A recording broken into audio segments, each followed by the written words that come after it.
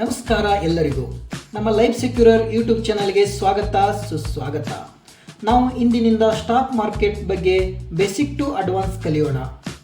Stock ಮಾರ್ಕೆಟ್ಗೆ ಸಂಬಂಧಪಟ್ಟ ಎಲ್ಲ ವಿಡಿಯೋಗಳನ್ನು ಕೇವಲ ಎಜುಕೇಷನಲ್ ಪರ್ಪಸ್ ಆಗಿರುತ್ತವೆ.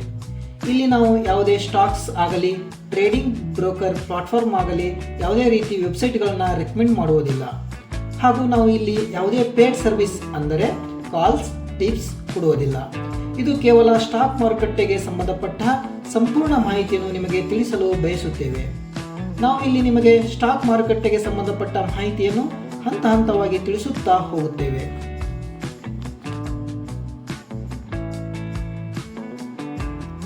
ನಾವು ಮುಂಬರುವ ದಿನಗಳಲ್ಲಿ ನಿಮಗೆ ಭಾರತದಲ್ಲಿ ಪ್ರಮುಖ ಸ್ಟಾಕ್ ಎಕ್ಸ್ಚೇಂಜ್ ಆದ NSE, BSE ಬಗ್ಗೆ ಹಾಗೂ ಬ್ರೋಕರ್ ಪ್ಲಾಟ್ಫಾರ್ಮ್ ಅನ್ನು ಹೇಗೆ ಉಪಯೋಗಿಸುವುದು, ಕ್ಯಾಂಡಲ್ ಸ್ಟಿಕ್ ಅಂದರೆ ಏನು, candle stick patterns, chart reading, technical analysis, fundamental analysis, support and resistance ಹೇಗೆ ಐಡೆಂಟಿಫೈ ಮಾಡುವುದು, ರಿಸ್ಕ್ ಆ್ಯಂಡ್ ರಿವಾರ್ಡ್, ಸ್ಟಾಕ್ ಮಾರ್ಕೆಟಲ್ಲಿ ಹೇಗೆ ಇನ್ವೆಸ್ಟ್ ಮಾಡಬಹುದು, intraday, F&O, future and option, swing trading, trading psychology, hedging, some important key points of market, ಹೀಗೆ basic to advance full course ಹೇಳಿಕೊಡುತ್ತೇವೆ. Listen to me now.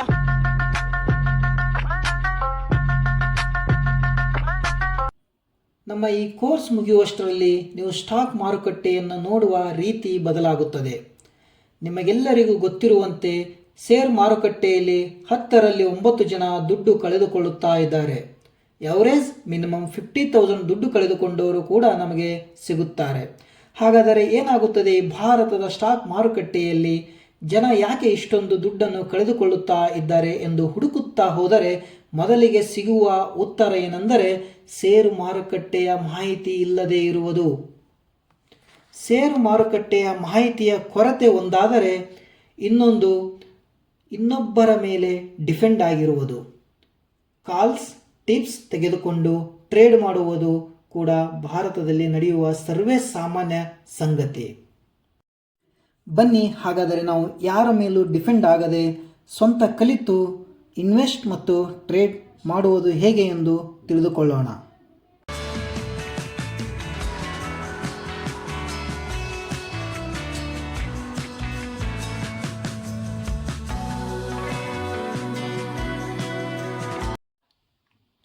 ಹಾಗಾದರೆ stock ಮಾರ್ಕೆಟಲ್ಲಿ ಏನು ಮಾಡಬೇಕು, ಏನು ಮಾಡಬಾರದು ಎಂದು ತಿಳಿದುಕೊಳ್ಳೋಣ.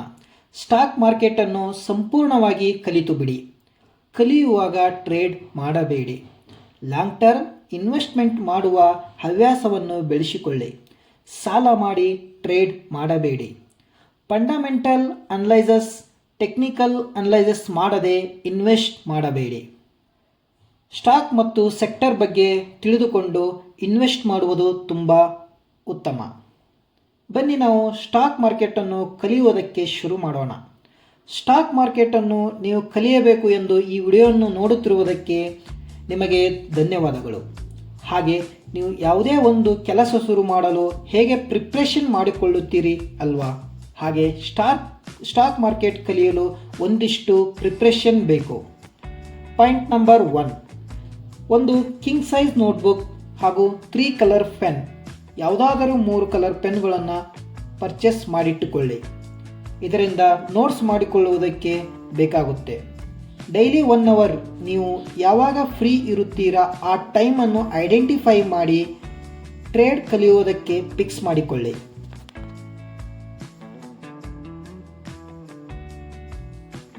ನಮ್ಮ ವಿಡಿಯೋನ ಒಂದು ಬಾರಿ ಸಂಪೂರ್ಣವಾಗಿ ನೋಡಿ. ಎರಡನೇ ಬಾರಿ ನೋಡುವಾಗ ನಿಮಗೆ ಇಂಪಾರ್ಟೆಂಟ್ ಪಾಯಿಂಟ್ಸ್ ಅನಿಸುವ ಪಾಯಿಂಟ್ಗಳನ್ನು ನೋಟ್ ಮಾಡಿ ಇಟ್ಟುಕೊಳ್ಳಿ. ನಂತರ ಈ ದಿನ ನೀವು ಕಲಿತ ಎಲ್ಲ ಅಂಶಗಳನ್ನು ಚಾಚು ತಪ್ಪದೆ ನೋಟ್ಸ್ ಬರೆದಿಟ್ಟುಕೊಳ್ಳಿ. ಪ್ರತಿ ನಮ್ಮ ಎಲ್ಲ ವಿಡಿಯೋನ 2 ಬಾರಿ ನೋಡಿ. ಆಗಲೂ ನಿಮಗೆ ಕೆಲವು ಡೌಟ್ಸ್ ಬರಬಹುದು. ಆ ನಿಮ್ಮ ಡೌಟ್ಸ್ ನಮಗೆ ಕಮೆಂಟ್ ಮಾಡಿ, ಇಲ್ಲ ನಮಗೆ ಮೇಲ್ ಕೂಡ ಮಾಡಬಹುದು. ಸಾಧ್ಯವಾದಷ್ಟು ಬೇಗ ಸ್ಪಂದಿಸುತ್ತೇವೆ. ಹೀಗೆ ಶಿಸ್ತುಬದ್ಧವಾಗಿ ನೀವು ಪ್ರತಿದಿನ ಮಾಡಿದ್ದೇ ಆದರೆ ಸ್ಟಾಕ್ ಮಾರ್ಕೆಟ್ನ ಎಲ್ಲ ವಿಷಯಗಳು ಅರ್ಥ ಆಗುತ್ತಾ ಹೋಗುತ್ತೆ. ಹೊಸದರಲ್ಲಿ ಹೀಗೆ ಮಾಡುವುದು ಕಷ್ಟವಾಗಬಹುದು, ಆದರೆ ಅಸಾಧ್ಯವಾದದ್ದು ಏನಲ್ಲ. ಪ್ರಯತ್ನ ಮಾಡಿ, ಮರಳಿ ಪ್ರಯತ್ನ ಮಾಡಿ. ನೀವು ಒಬ್ಬ ಒಳ್ಳೆಯ ಇನ್ವೆಸ್ಟರ್ ಅಥವಾ ಟ್ರೇಡರ್ ಆಗುವುದರಲ್ಲಿ ಸಂದೇಹವೇ ಬೇಡ.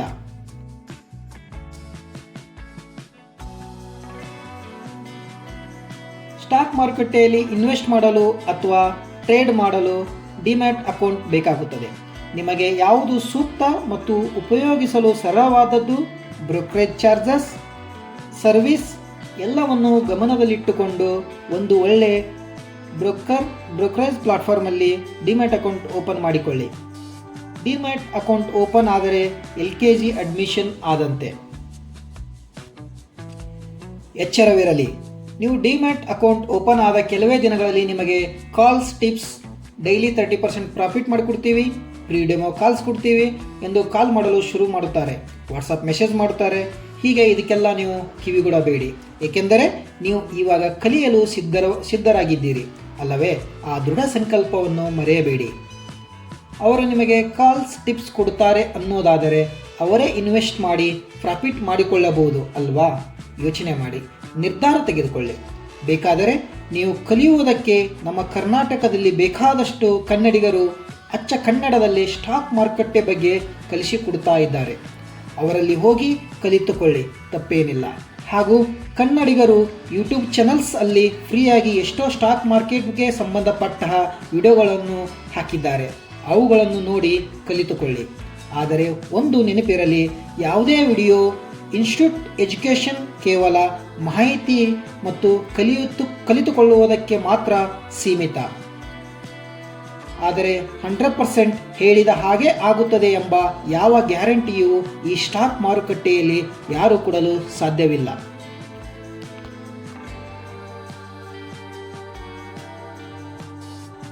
ನೀವು ಕಲಿತುಕೊಂಡು ಪ್ರಾಕ್ಟೀಸ್ ಮಾಡಿ, ಪೇಪರ್ ಟ್ರೇಡ್ ಮಾಡಿ. ನೀವು ಮಾಡಿರುವ ಪೇಪರ್ ಟ್ರೇಡಲ್ಲಿ ಪ್ರತಿಶತ 100ರಲ್ಲಿ 65ರಷ್ಟು ಸಕ್ಸಸ್ ಆಗಿದ್ದೇ ಆದರೆ ಆಗ ನೀವು ಸ್ಮಾಲ್ ಇನ್ವೆಸ್ಟ್ ಮಾಡಲು ಶುರು ಮಾಡಬಹುದು. SEBI, securities and exchange board of India.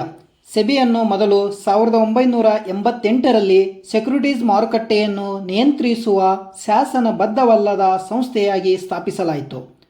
ಇದು ಅಸ್ತಿತ್ವಕ್ಕೆ ಬರುವ ಮೊದಲು ಬಂಡವಾಳ ಸಮಸ್ಯೆಗಳು ನಿಯಂತ್ರಣ ಕಾಯ್ದೆ 1947ರಿಂದ ಅಧಿಕಾರವನ್ನು ಪಡೆಯಿತು. ಸೆಬಿ 30 ಜನವರಿ 1992ರಂದು ಸ್ವಾಯತ್ತ ಸಂಸ್ಥೆಯಾಯಿತು ಮತ್ತು ಭಾರತದ ಸಂಸತ್ ಸೆಬಿ ಕಾಯ್ದೆ 1992 ಅಂಗೀಕರಿಸುವುದರೊಂದಿಗೆ ಶಾಸನಬದ್ಧ ಅಧಿಕಾರಗಳನ್ನು ನೀಡಿತು. ಇದು ಮುಂಬೈನ ಬಾಂದ್ರಾ ಕುರ್ಲಾ ಕಾಂಪ್ಲೆಕ್ಸ್ ವ್ಯಾಪಾರ ಜಿಲ್ಲೆಯಲ್ಲಿ ತನ್ನ ಪ್ರಧಾನ ಕಚೇರಿಯನ್ನು ಹೊಂದಿದೆ ಮತ್ತು ಕ್ರಮವಾಗಿ ನವದೆಹಲಿ, ಕೋಲ್ಕತ್ತಾ, ಚೆನ್ನೈ, ಅಹಮದಾಬಾದ್ನಲ್ಲಿ ಉತ್ತರ, ಪೂರ್ವ, ದಕ್ಷಿಣ ಮತ್ತು ಪಶ್ಚಿಮ ಪ್ರಾದೇಶಿಕ ಕಚೇರಿಗಳನ್ನು ಹೊಂದಿದೆ. ಜೂನ್ 2023ರವರೆಗೆ ಹೂಡಿಕೆದಾರರ ಶಿಕ್ಷಣವನ್ನು ಉತ್ತೇಜಿಸುವ ಸಲುವಾಗಿ ಇದು ಭಾರತಾದ್ಯಂತ 17 ಸ್ಥಳೀಯ ಕಚೇರಿಗಳನ್ನು ಹೊಂದಿತ್ತು. ಆದಾಗ್ಯೂ ಪುನರ್ರಚನೆಯ ಭಾಗವಾಗಿ 16 ಮುಚ್ಚಲಾಯಿತು. ಭಾರತದ ಕೇಂದ್ರ ಸರ್ಕಾರದಿಂದ ನಾಮನಿರ್ದೇಶನಗೊಂಡ ಅಧ್ಯಕ್ಷರನ್ನು ಒಳಗೊಂಡಂತೆ ಸೆಬಿ ಕಾರ್ಯನಿರ್ವಹಿಸುತ್ತದೆ. ಇದು ಸೆಬಿಯ ಸಂಕ್ಷಿಪ್ತ ಇತಿಹಾಸ ತಿಳಿದುಕೊಂಡೆವು. ಬನ್ನಿ NSE BSEಯ ಸಂಕ್ಷಿಪ್ತ ಇತಿಹಾಸ ತಿಳಿಯೋಣ. BSE, ಬಾಂಬೆ ಸ್ಟಾಕ್ ಎಕ್ಸ್ಚೇಂಜ್ ಎಂದು ಕರೆಯಲ್ಪಡುವ BSE ಲಿಮಿಟೆಡ್ ಸ್ಟಾಕ್ ಎಕ್ಸ್ಚೇಂಜ್ ಅಲ್ಲಿ ಇರುವ ಅತಿ ಹೆಚ್ಚು ಕಂಪನಿಗಳನ್ನು ಹೊಂದಿರುವ ಭಾರತೀಯ ಷೇರು ವಿನಿಮಯ ಕೇಂದ್ರವಾಗಿದೆ. 1875ರಲ್ಲಿ ಹತ್ತಿ ವ್ಯಾಪಾರಿ ಪ್ರೇಮ್ಚಂದ್ ರಾಯ್ಚಂದ್ ಅವರ ಸತತ ಪ್ರಯತ್ನದಿಂದ ಸ್ಥಾಪಿಸಲ್ಪಟ್ಟ ಇದು ಏಷ್ಯಾದ ಅತ್ಯಂತ ಹಳೆಯ ಸ್ಟಾಕ್ ಎಕ್ಸ್ಚೇಂಜ್ ಆಗಿದೆ ಮತ್ತು ವಿಶ್ವದ 10ನೆಯ ಹಳೆಯ ಷೇರು ವಿನಿಮಯ ಕೇಂದ್ರವಾಗಿದೆ. BSE ವಿಶ್ವದ 6ನೇ ಅತಿ ದೊಡ್ಡ ಷೇರು ವಿನಿಮಯ ಕೇಂದ್ರವಾಗಿದೆ. ಇಲ್ಲಿ ನಾವು ಇಂದು BSE ಸ್ಥಾಪನೆ ಮಾಡಿದ ಬಾಂಬೆಯ ಕಾಟನ್ ಕಿಂಗ್ ಮತ್ತು ಬುಲಿಯನ್ ಕಿಂಗ್ ಎಂದು ಕರೆಯಲ್ಪಡುವ ಪ್ರೇಮ್ಚಂದ್ ರಾಯ್ಚಂದ್ ಅವರನ್ನು ಸ್ಮರಿಸಿಕೊಳ್ಳಲೇಬೇಕು. ಇದು ನಮ್ಮ BSEಯ ಸಂಕ್ಷಿಪ್ತ ಇತಿಹಾಸ. ಮುಂದಿನ ದಿನಗಳಲ್ಲಿ BSEಯಲ್ಲಿರುವ ಸಾಧಕ ಬಾಧಕಗಳ ಬಗ್ಗೆ ತಿಳಿದುಕೊಳ್ಳೋಣ. ಇನ್ನು NSE, national stock exchange of India limited. ಇದು ಮುಂಬೈ ಮೂಲದ ಭಾರತದ ಪ್ರಮುಖ ಷೇರು ವಿನಿಮಯ ಕೇಂದ್ರಗಳಲ್ಲಿ ಒಂದಾಗಿದೆ. NSE ಬ್ಯಾಂಕುಗಳು ಮತ್ತು ವಿಮಾ ಕಂಪನಿಗಳಂತಹ ವಿವಿಧ ಹಣಕಾಸು ಸಂಸ್ಥೆಗಳ ಒಡೆತನದಲ್ಲಿದೆ. ಇದು ಸತತ 5ನೇ ವರ್ಷದ ವ್ಯಾಪಾರ ಮಾಡಿದ ಒಪ್ಪಂದಗಳ ಪ್ರಕಾರ ವಿಶ್ವದ ಅತಿದೊಡ್ಡ ಉತ್ಪನ್ನ ವಿನಿಮಯ ಕೇಂದ್ರವಾಗಿದೆ. 2023 ಕ್ಯಾಲೆಂಡರ್ ವರ್ಷದಲ್ಲಿ ವಹಿವಾಟುಗಳ ಪ್ರಕಾರ ನಗದು ಇಕ್ವಿಟಿಗಳಲ್ಲಿ 3ನೇ ಅತಿದೊಡ್ಡ ವಿನಿಮಯ ಕೇಂದ್ರವಾಗಿದೆ. ಇದು ಒಟ್ಟು ಮಾರುಕಟ್ಟೆಯ ಬಂಡವಾಳೀಕರಣದ ಪ್ರಕಾರ ವಿಶ್ವದ 7ನೇ ಅತಿದೊಡ್ಡ ಷೇರು ವಿನಿಮಯ ಕೇಂದ್ರವಾಗಿದೆ. ನಿಫ್ಟಿ 50 NSEಯ ಪ್ರಕಾರ ಪ್ರಮುಖ ಸೂಚ್ಯಂಕವಾದ ನಿಫ್ಟಿ 50 ಷೇರು ಸೂಚ್ಯಂಕವಾಗಿದ್ದು, ಇದನ್ನು ಭಾರತ ಮತ್ತು ಪ್ರಪಂಚಾದ್ಯಂತ ಹೂಡಿಕೆದಾರರು ಭಾರತೀಯ ಬಂಡವಾಳ ಮಾರುಕಟ್ಟೆಯ ಮಾಪಕವಾಗಿ ಇದನ್ನು ವ್ಯಾಪಕವಾಗಿ ಬಳಸುತ್ತಾರೆ. ನಿಫ್ಟಿ 50 ಸೂಚ್ಯಂಕವನ್ನು ಏಪ್ರಿಲ್ 22, 1996ರಂದು national stock exchange of India limited ಪ್ರಾರಂಭಿಸಲಾಯಿತು. ನವೆಂಬರ್ 3, 1995ರ ಮೂಲ ದಿನಾಂಕದಂದು ಮೂಲ ಬೆಲೆಗೆ ಅಂದರೆ 1000 ಮೌಲ್ಯದೊಂದಿಗೆ ಪ್ರಾರಂಭವಾಯಿತು. ಮುಂದಿನ ವಿಡಿಯೋದಲ್ಲಿ NSE ಬಗ್ಗೆ ಸಂಪೂರ್ಣವಾಗಿ ತಿಳಿದುಕೊಳ್ಳೋಣ. ಇಲ್ಲಿವರೆಗೂ ನಾನು ಕೊಟ್ಟಿರುವ ಮಾಹಿತಿ ನಿಮಗೆ ಇಷ್ಟವಾಗಿದೆ ಎಂದು ಭಾವಿಸುತ್ತೇನೆ. ಇಷ್ಟವಾದಲ್ಲಿ ಈ ವಿಡಿಯೋವನ್ನು ಲೈಕ್ ಮಾಡಿ, ಶೇರ್ ಮಾಡಿ, ಕಮೆಂಟ್ ಮಾಡಿ. ಸಬ್ಸ್ಕ್ರೈಬ್ ಮಾಡೋದನ್ನು ಮರೆಯಬೇಡಿ. Thanks for watching.